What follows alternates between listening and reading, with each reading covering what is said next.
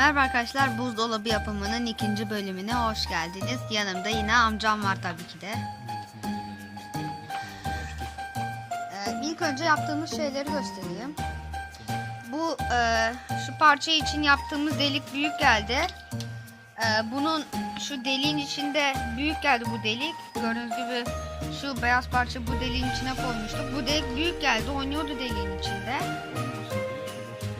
Oynamaması için başka bir tane plastikten başka bir tane delik delip onun içine koyacağız bunu arkadaşlar.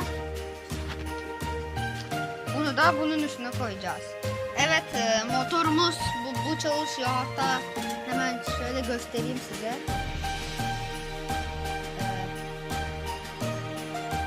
Artık işte motor neyse işte çalışıyor. Hatta biz test ettik. Onu, hatta yine takar mısın bize? Gösterelim çalıştığını.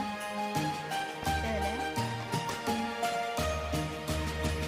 Gördüğünüz gibi çeviriyor. Çek Pervan, çek. Gördüğünüz gibi çalışıyor.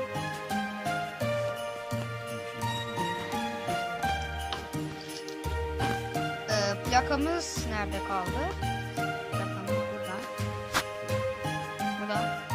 O çalışıyor mu onu bilmiyoruz. Onu daha test etmedik. Ama çalışıyor olması lazım. Normal buzdolabı için değil o. Normal bir tane bilgisayar soğutucusu kullanacağız bunu yaparken.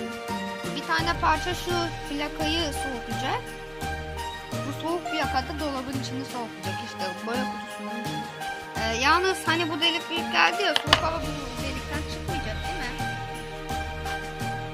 Onları niye koyuyoruz? Şu çubuklara.